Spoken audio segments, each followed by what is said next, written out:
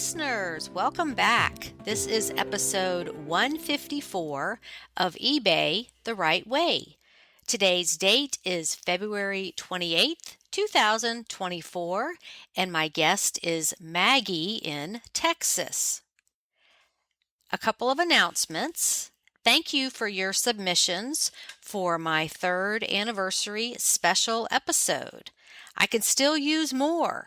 This will be a montage of your stories, funny, customer reselling stories, things you have sold, the life of an eBay seller, keeping it fun and light. Anything goes. Everyone is welcome, previous guests included. The format will be like the estate sale and jewelry episodes with several different sellers contributing. All I need from you is a short audio recording. Most smartphones have this feature, and just send that to me.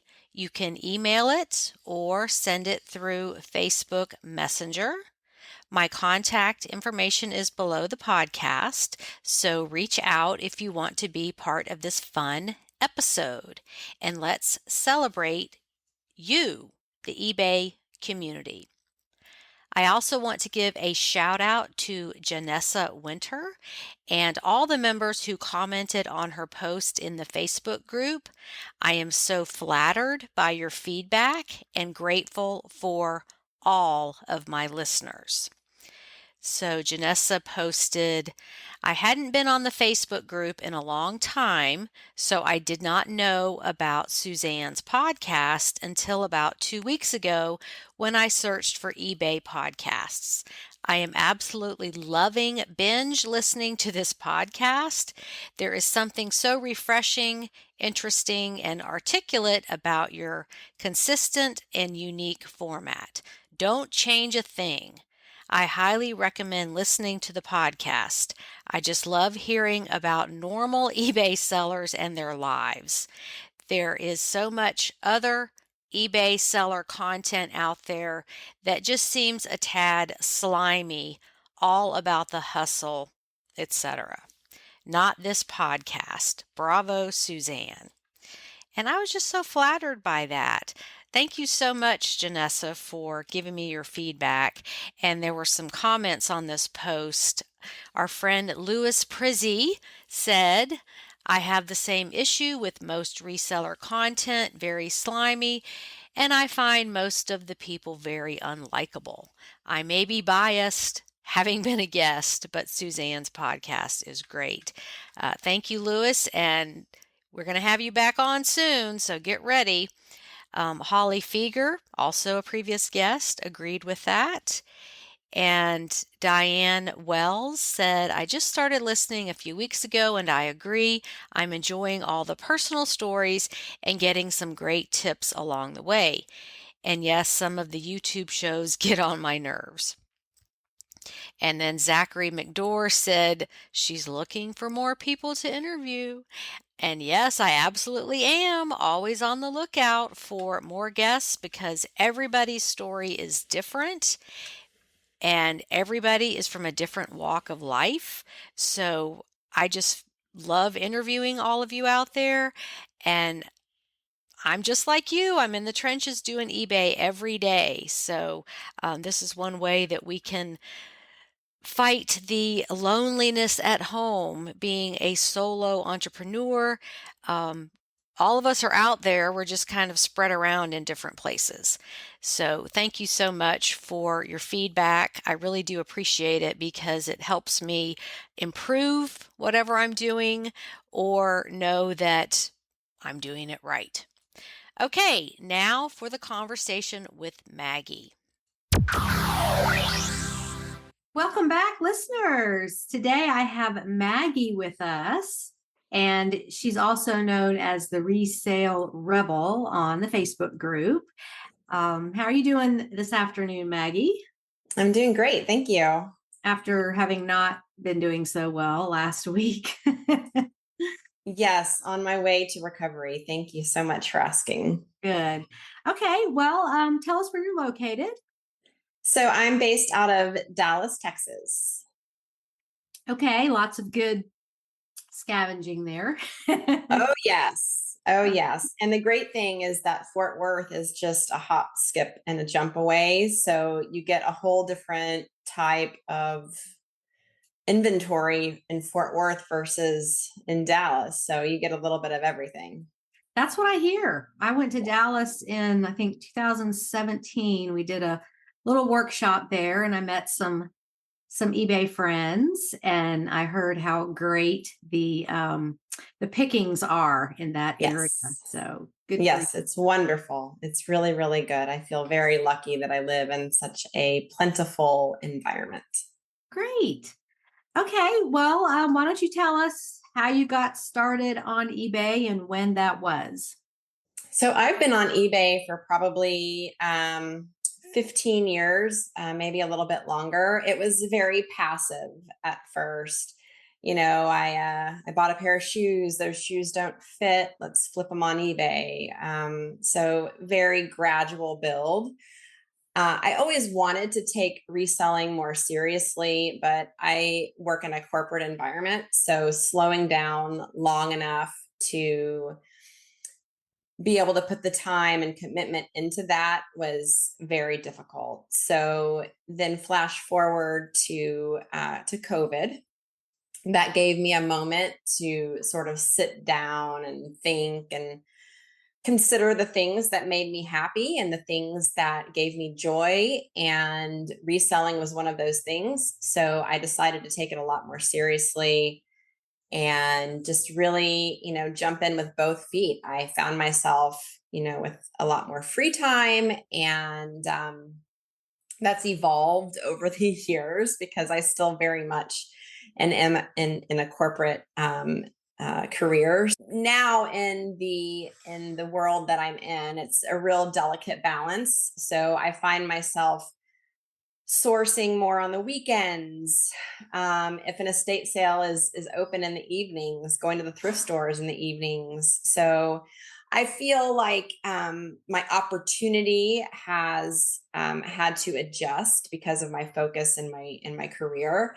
But I still think that there is a lot of sourcing to be had. If you have an idea of what interests you, and that's really what I gravitate to is the things that turn me on personally, right? The things Right. that feel good to me, that look good to me, that I could see myself purchasing, or the things that are just so weird that you just can't help but want to bring it home.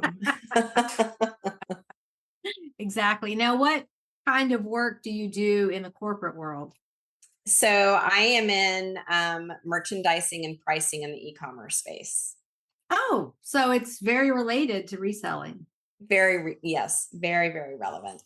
Can you elaborate on that as far as you don't have to say what company you work for, but like your title or exactly what do you do?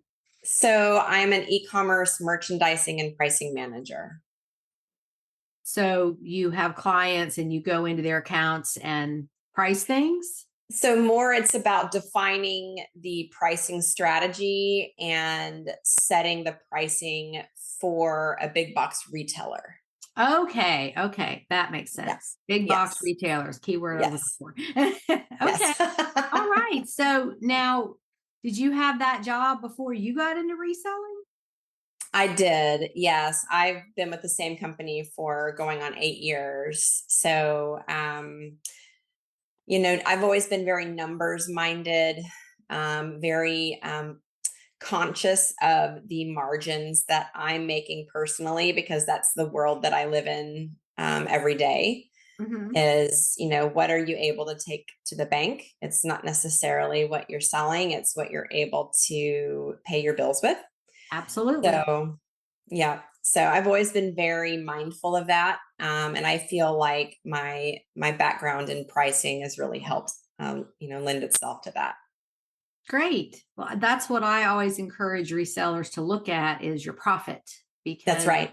sales can be impressive, but sales don't pay the bills. It's That's right. keeping. That's right. That's right.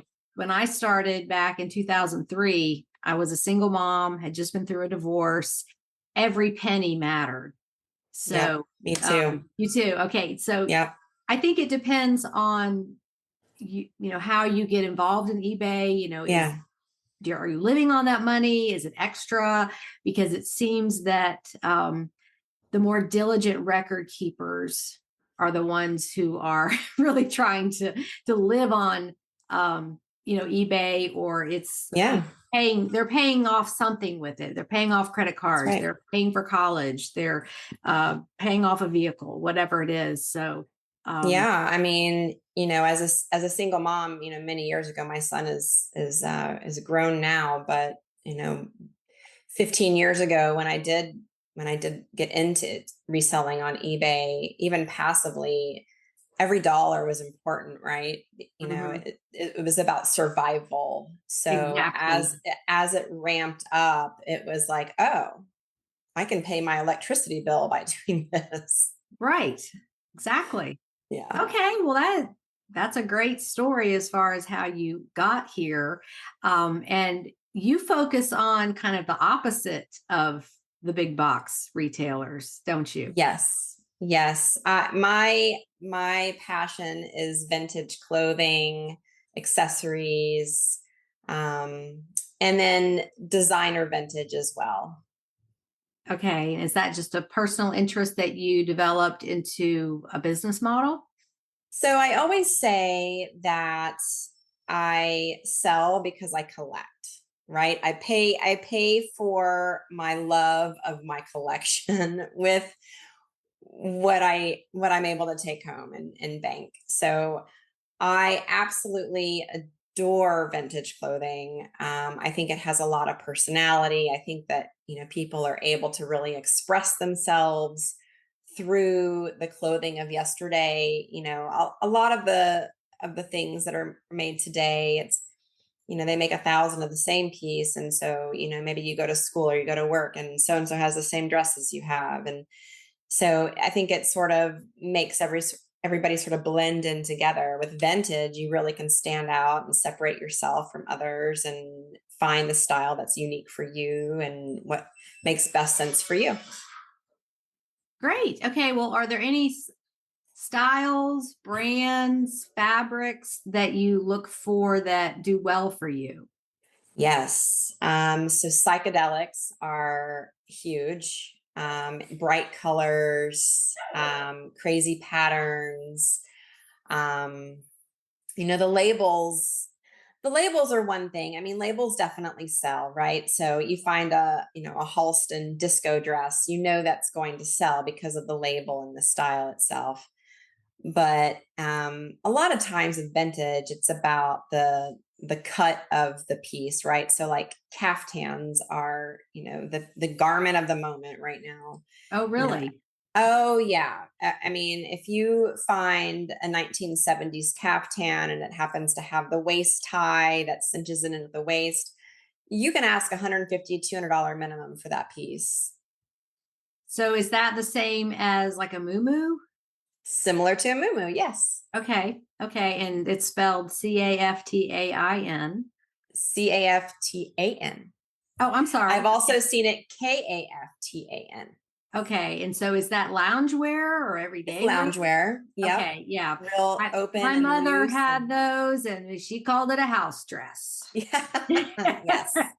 Yes. Which is sometimes you'll see them listed as lounge dresses or house dresses Right. but the ones that are getting the most money, those are listed as caftans. Excellent keyword. Yeah. Very good. Okay. And brand is not important. Fabric is not important. Just the garment. No, I mean the waist tie in the middle, that is important. That is relevant because caftans are big and loose, right? You don't want to feel like you're wearing a big potato sack. But if you have some sort of shape in the middle of that caftan, or an interesting sleeve, or a real interesting pattern, that's going to dictate the price, I think, more than a label or a particular pattern. Okay. Bright and loud, and a floral always does well. Like the coveted Lily Pulitzer maxi dress that's like super loud patterns. Oh yeah, I've sold several Lily Pulitzer dresses in the Lily label, so 1960s, 1970s. I've sold several of those, and those dictate a very high price point. So two, three, four plus $100 for those dresses. And you're finding them. I have found, I would found probably about a dozen of them throughout the years. They're definitely getting harder to find because people are wise to it now. And I think that that can be true for a lot of the vintage that's out there, right? People, it's a buzzword now. It's more popular now. It's more trendy now. So it's more competitive to find the good stuff now. So you've got to have good sources. You've got to have good relationships. I always say that this industry is very, very much about the relationships that you build because, Joe Bob and his barn, who's had, 50 years of accumulation and cedar chest, and you just happen to meet his sister and make good friends with her. Right. So it's all about the relationship building. Oh, right. Absolutely. Yes. Good point. Okay. What other hot items are you willing to share? So, for me, it's my some successes I've had have been around like just weird things. So I went to an estate sale and I saw these plates that had these real funny faces on them. And I didn't know Yes, anything I saw about, those. Those were I on didn't one of know my anything videos. about the designer. I was just like, these are weird and somebody is really going to like this. So I picked those up. I also picked up these one of a kind Dallas cheerleader coffee mugs, and they were just coffee mugs, but on the front of each one there was a set of four, and it was Dallas Cowboy cheerleaders and their little uniforms, and their breasts were 3D. So Okay. yes, so super weird, so I picked those up. Both of those I sold for over $100 each. So it's the weird stuff that I gravitate to. Yeah, I can see those going into a man cave. Absolutely. Yeah. Also like really obscure books. So like I found a book while I was in Austin about Texas pensions, which I thought was really unique. So I purchased that, for like 25 or $30 and then ended up selling it for about 140. So, just real obscure, weird things that you don't see every day. I mean, I've been to enough estate sales, I've been to enough thrift stores that I know what I'm going to see a lot of, and I know what stands out. Mm-hmm. So what is your preferred um, location for getting inventory? So I'd say my very favorite would be an estate sale where I'm there like the first day and I get first picks. Mm-hmm. A time capsule estate sale where, the mother and the grandmother and the great grandmother never threw out a thing, and they're all, stored perfectly. I went to this one estate sale where this woman had probably about a dozen handmade knit skirt sets from the 1940s. They were all saved in tissue paper and all stored in a drawer, a cedar cabinet, and they were flawless. They looked like they had never been worn before. And 1940s knit skirt sets are super hot, super, super hot. So when I walked into that estate sale, I was just flabbergasted. I was like, oh my God, let me have all of them. I just want them all. So that's my favorite kind of, sourcing situation, is when you literally walk into a time capsule that's been preserved perfectly, and it's like it was just sitting there waiting for you. Because another reason why I do what I do is to rehome these gems, right? I don't want them to go into landfills. I think that they're just absolutely so beautiful, and it's really it creates a lot of meaning for me. These garments have stories. They could tell stories. They've been worn to parties, and just have an incredible history with them. So it's really meaningful for me to find the next owner for that piece. And I've made a lot of relationships with buyers. My customers are so great. I have tons of repeat buyers that have just mean the world to me. And I know their style now. So when I go out sourcing, I'm like, oh my gosh, that would be amazing for so and so. And I source with them in mind now so that I'm able to turn my inventory a lot faster. Okay, that's a great idea. Now, back to the skirt sets. How much did you pay for those? I paid about $30 a piece. Okay, and have you sold any? I've sold them all. And Every what? single How one of much them. did you sell them for? Between 150 and 200 a piece.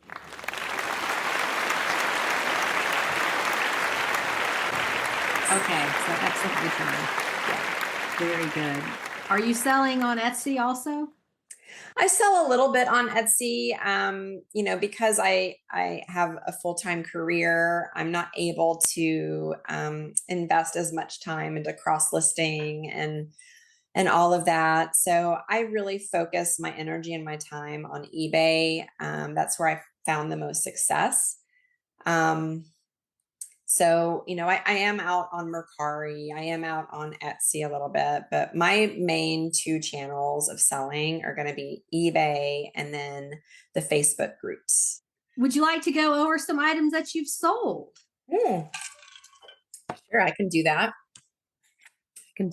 Now, I guess I could pull them up like as a picture. Or do you want me just to talk about them? Just talk about them. Like, Okay, sure. I'll edit this part out. Just, where you found them, how much you paid, when they sold, Sure. what they sold for, any interesting stories.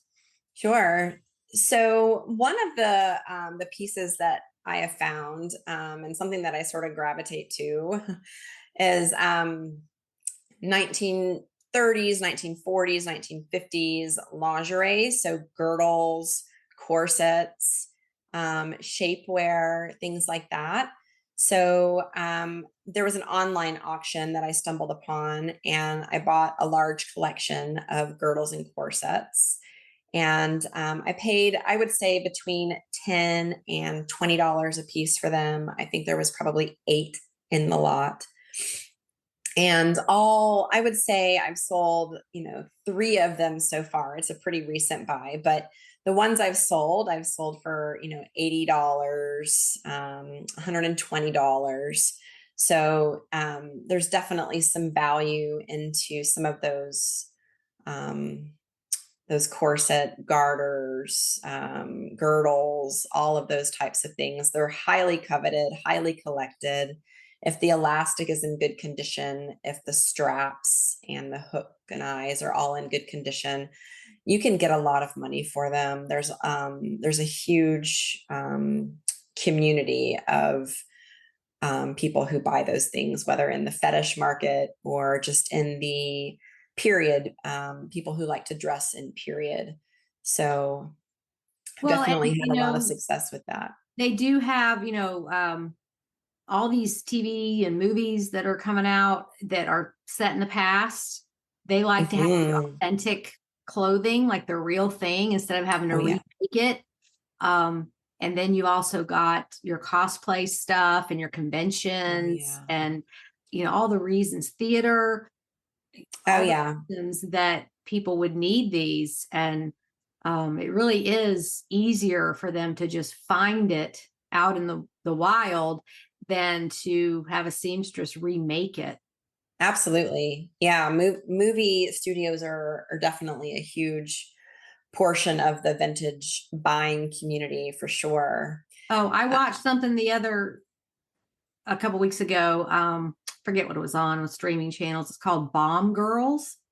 Oh, it was about the bomb factories of World War II, and mostly women. They're supporting the war effort, but there were a lot of scenes of them hanging out in their apartments just in their undergarments. But it's all so beautiful. Mm-hmm. The corsets and the stockings and and it was tastefully done. It wasn't, gutter stuff. It was just beautifully done, but it was called Bomb Girls. I think it was a few years old, maybe 2017 or 2018, but there's several episodes, and that's cool. I'll have to check that out. Good show. Yeah. So if you like, I love those types of series or movies where it's back in a period of time, and the landscaping and the nature is so beautiful, and the old vehicles, or horse and buggy or whatever's going on, Yeah. really do just get sort of hypnotized as you fall back in time. It's true. So all the details are very important, Yeah. way down to the undergarments. Absolutely. Absolutely. And you hit on another thing. You said stockings. So if you can, stockings that are new in the package, I sold, I sell a lot. I sold a lot of new and packaged vintage stockings, especially if they're larger sizes. They sell like gangbusters. I've sold a lot internationally to Japan. So, and they buy a lot of the designer stockings. So I bought a huge lot of Christian Dior stockings. I probably paid a quarter a piece for them. And sold them. I want to say, let's see, I sold, it's a pack. It's a lot of 4 of them. I sold for $36. Oh, great. So, not a huge sale, but a good margin Mm-hmm. for sure. So, I also like to buy anything that is pinup related. So old Esquire calendars, I have a ton. I did a big auction buy of pinup Zippo lighters. So like the Petty Girls on Zippo lighters, and Olivia de Bernardinis, trading cards, and like just anything that is pinup related will sell. It's very, very popular. There's a Yes. huge market behind it. And, it's getting harder to find. So when you do find it, you can really get a good price for it. Well, I do sell a lot of swimsuits, and Mm. they're not, they're modern. They're not from the 40s or anything, but they Yeah. be that pinup style with that halter neckline and the princess skirt in the front, and that look where it's like Yeah.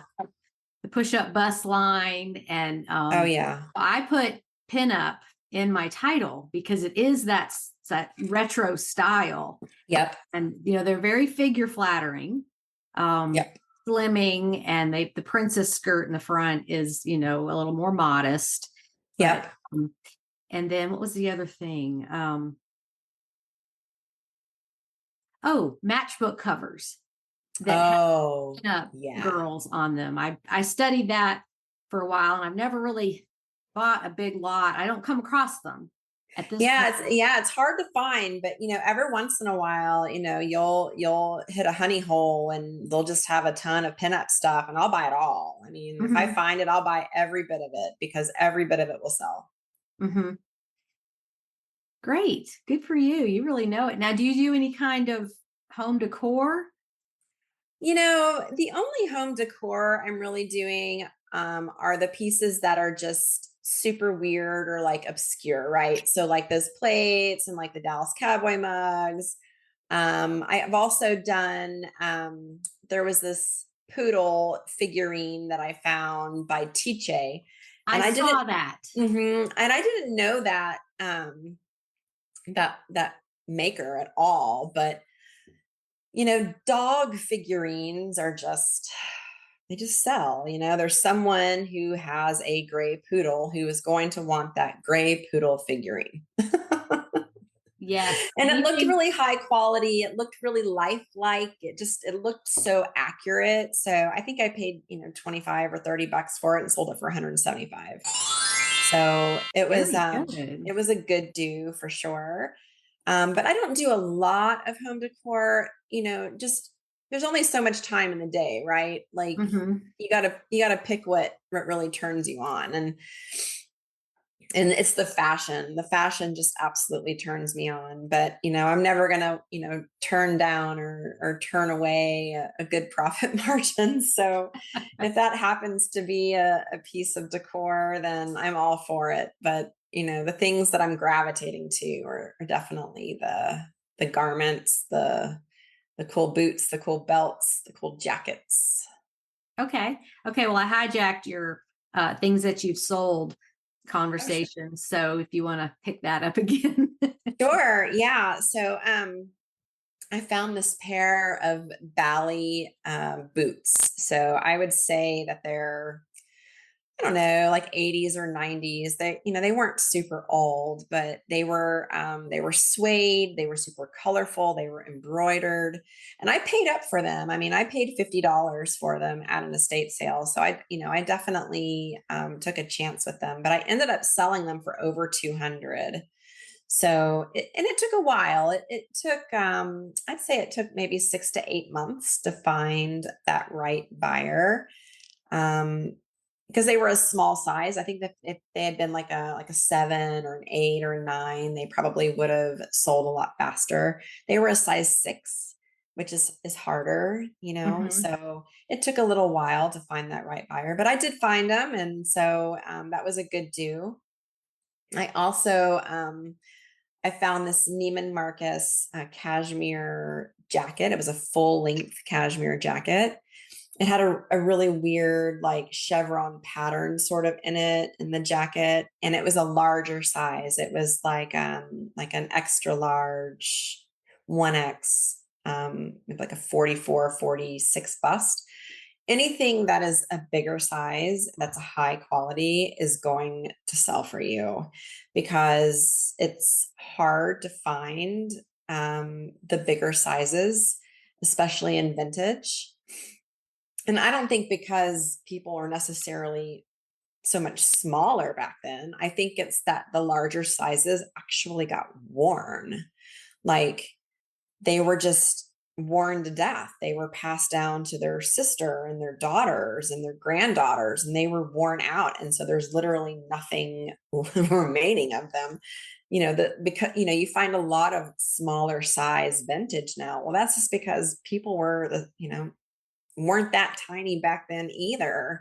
And So also just vintage size, they were just smaller.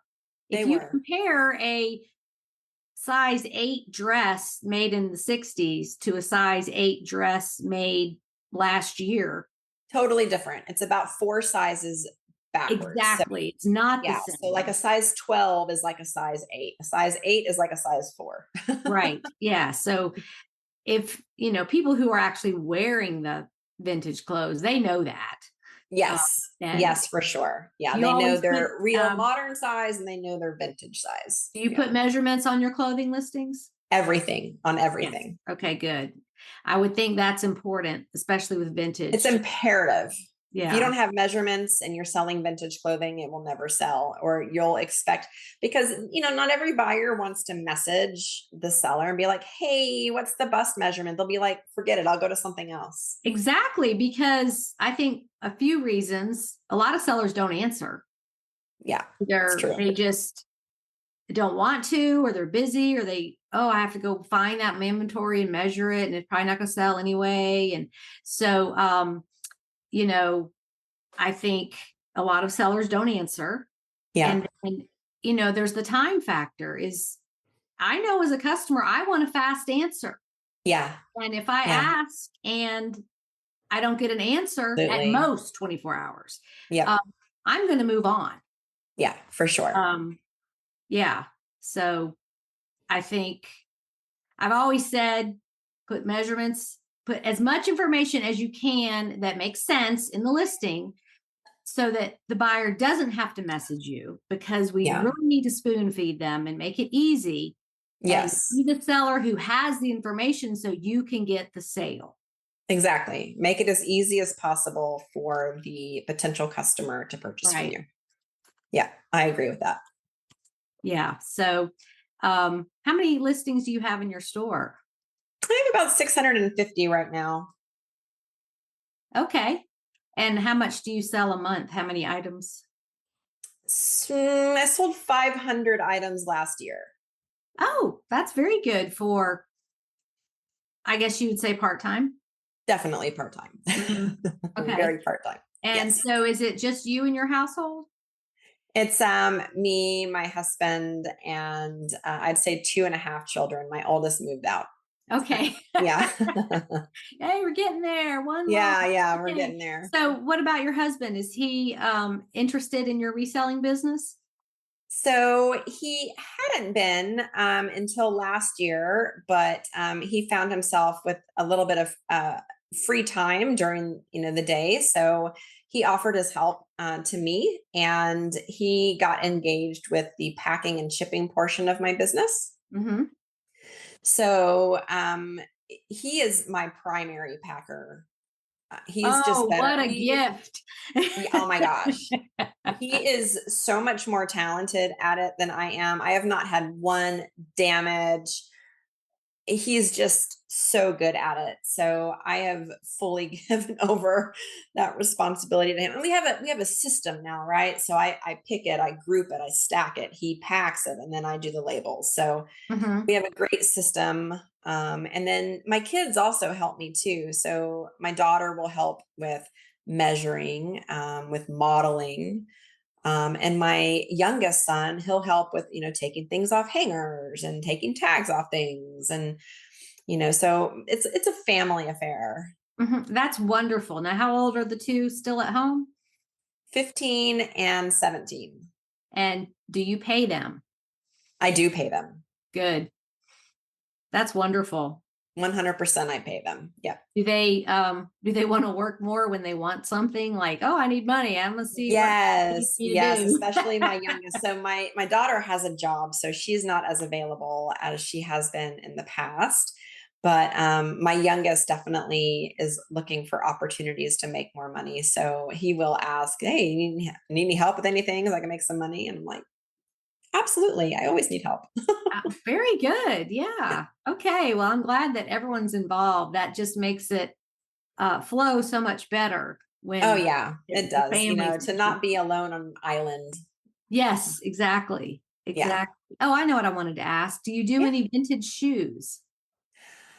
Some vintage shoes. Shoes are so hard. So, boots are easier. Doc Martens, those are easy. But, I do more new shoes than I do vintage shoes. Okay, so you do non-vintage as well. I do. Yeah. Okay. Yeah. I do a lot of like more modern, like designer stuff, or like really nice shoes. So like for me, I have foot problems. So I wear a lot of Atrex shoes, a lot of Vionic shoes. I know how pricey they are. And Yes. so I sell a lot of those resale because, I just happen to find them and great profit margins. And so definitely new shoes. I will not shy away from if the margin is right. Good. Good for you. Do you have any other sales you want to talk about? Vintage perfumes. Right. That's so that's a good one. So I found a bottle of brand new Fendi perfume at an estate sale. I think I paid $4 or $5 for it. It was like nothing. And I sold it within 3 days for $120. Nice. So, perfumes, period, are something to take a look at. I think especially some of the older retired scents, some of the more coveted scents that people just absolutely can't get enough of. I also sell new cosmetics. So I sold a lot of like it's Beverly Hills MD. So like a couple of years ago, I tried to sell that on eBay, and I got my hand slapped as like, you can't sell this. And I feel like maybe it was like a distributor saying you can't sell this on eBay. But Oh, then like a year later, I got it all listed, and it's been there and been selling like gangbusters. So mhm. it's sort of Yeah, weird. there's a lot of those MLM companies that they reach out and tell you that you can't sell something, but Yes. unless it's eBay telling you, Yes. um, Yes. Yes. it doesn't, Yes. because what they're trying to do is preserve the integrity of their product and Right. the price point. And obviously, if you're a Pampered Chef consultant, no, you cannot sell it on eBay. But if you Right. find Pampered Chef or Arbonne or Melaleuca or any of those Right. at a garage sale and you buy it, Yeah. it's yours. You can do whatever you want to with Yeah. it. It's fair game. So for the listeners, just if you get an email like that, look at who it's from, because Yes. these MLM companies, multi-level marketing, at-home party companies, Yes. they can't tell you what to do as a private citizen. No. They can tell their distributors what to do because That's right. they're paying them. But I think people get confused. If they get any email about you're in trouble with eBay, they just, panic and take their listings down. But yeah. Well, I was confused too. I took my listing down initially when I got that email. And then I was like, this doesn't make sense. Like, why? This doesn't make sense to me. How So do I they put have it the back. And then, authority? Yeah. it's been fine. Or if it could be on the Vero list and you're not, that's eBay partnering Yes. with that company saying these items, but it's not necessarily you can't sell anything under that brand name. It may just be certain things. So That's right. and you can just Google eBay Vero list and that verified rights ownership. It's a copyright situation. Yep. And just Google that and go look it up and see what it says. Don't assume you can't sell anything under the brand name. It may just be certain very specific items. Yeah, for sure. So, yeah, navigating the Vero list is fun. Yeah, because it changes every day. It does.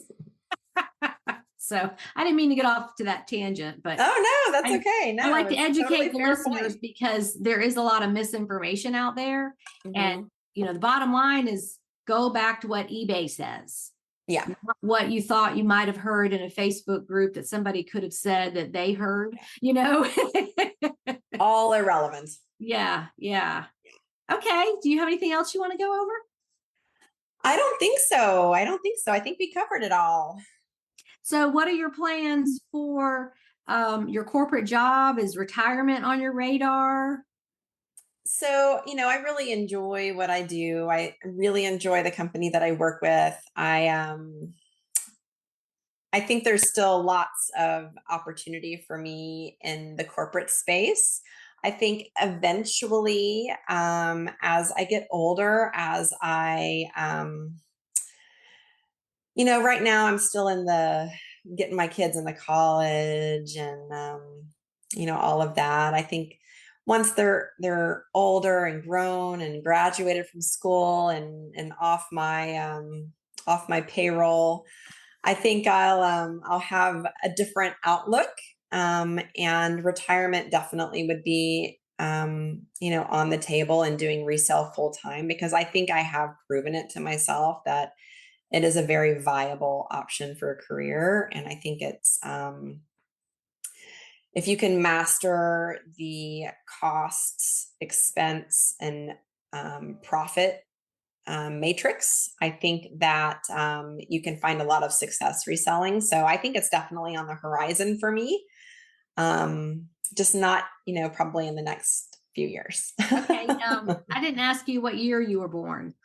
77. Okay. So yeah, you got a ways a little bit to go. I got a little ways. Yeah. But you never know. People are retiring at all kinds of ages now. It's true. I have friends I went to high school with that they retired when they were 50. Yeah. And it's just where you are and what you want to do. And, some of them started a second career and they just retired from the one that was so, soul sucking. And yes, they were in it because they'd been in it for so long and they were holding on for their pension or, their retirement package or whatever. So, right. The fact that you have this going, you're so knowledgeable about vintage, you love it. That'll be there for you when your real job goes to the wayside and you want to just sort of coast along a little bit. That's right. That's exactly right. You got some raising the kids ahead of you. So yeah, that college is it's a big mountain to climb. It is a big mountain to climb. My oldest has one more semester, so we're almost there. Oh, good. We're almost there. Yeah. And I think, with my husband, we've proven to ourselves that we're a great team with the business, and we could definitely make it work as far as like our retirement plans. So I think it's definitely on the table for sure. Well, good for you. You have Yeah. together, it seems like. Now, did you Yes. want to Yes. answer one of the questions at the end? Yes. My favorite podcast. So Okay. yeah. So what I'm listening to, what I love to listen to, is a podcast called The Thrifters. My friend Amanda Walker Story and her husband produce it together. And it's very much vintage clothing, vintage selling, reselling focused. So, they hit on things like online scams that are going on right now, like on Facebook, like people trying to sell merchandise that they don't even have. Ah, Um, like tips and tricks for resellers, sourcing opportunities, things, how to clean vintage clothing, so like very specific to my world. And I love Amanda dearly. So I love supporting her in her podcast. So that's definitely one of my favorites. okay, great. Good. I'll have Yeah. to check that one out. There's so many Yeah. now. There There's are so so many many. Yeah. podcasts. So, Yes. well, thanks for recommending that. Okay. Of Well, course. I'm glad you're feeling better, and we got Thank this you. podcast done, and Yes. you all the best, and we'll look for more of your finds on the Facebook group. Awesome. Thanks so much, Suzanne. It was a real pleasure speaking with you. Great. Thanks. Bye-bye. Bye-bye. And now it's time for today's trivia question. This is in line with the theme of this podcast, vintage clothing. And this is something I was curious about, so I did a little research to satisfy my own curiosity.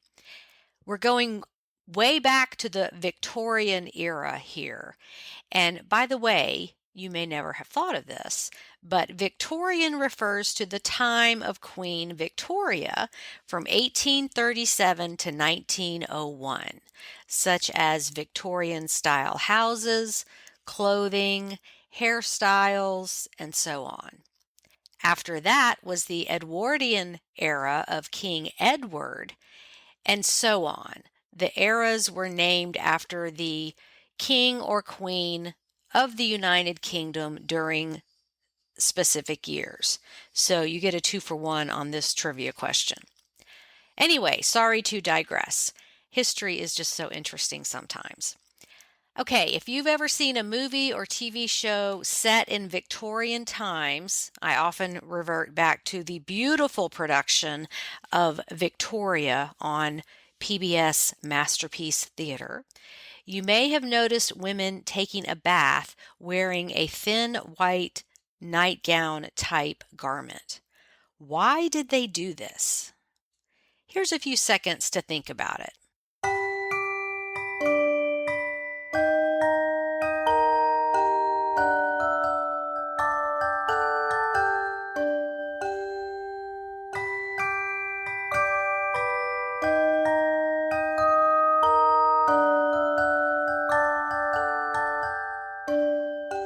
Okay, the answer comes from a website called Jane Austen's World. Back in the day, women wore a long flannel shift while bathing, sometimes with lead weights sewn into the hem to keep the skirts from floating up. One wonders how much the habit of wearing a bathing gown in a bath had to do with modesty. The time it took to prepare for a bath was long and arduous. Water had to be hauled from the well, heated in sufficient quantities, and then hauled up the stairs before the water cooled. One did not take a quick bath in such an instance, but would linger in the tub until the water became too cold for comfort. One imagines that a roaring fire kept the room and bather warm. In those days, aristocratic women entertained visitors in their dressing rooms while wearing elaborate dressing gowns. They also entertained while bathing. By the late 18th century, early 19th century, bathing dresses were fashionable at seaside resorts. Many women still chose modesty over nudity.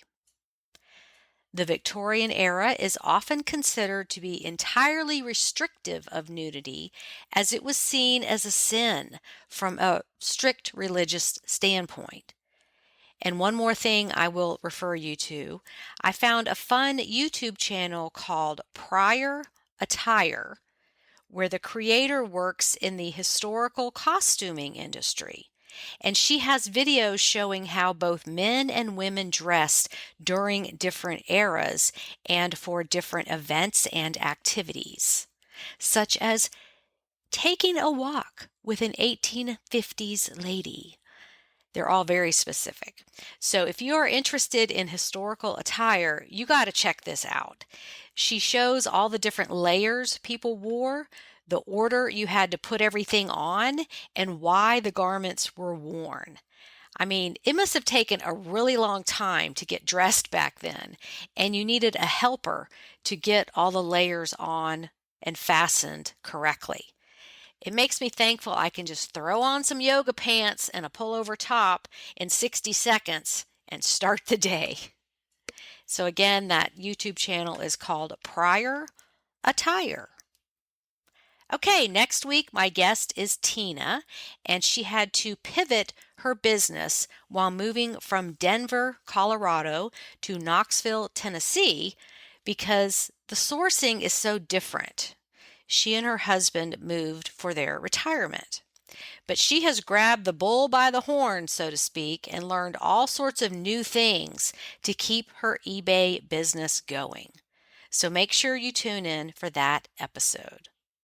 Thank you all again for supporting this podcast, and I hope you have a fabulous week on eBay.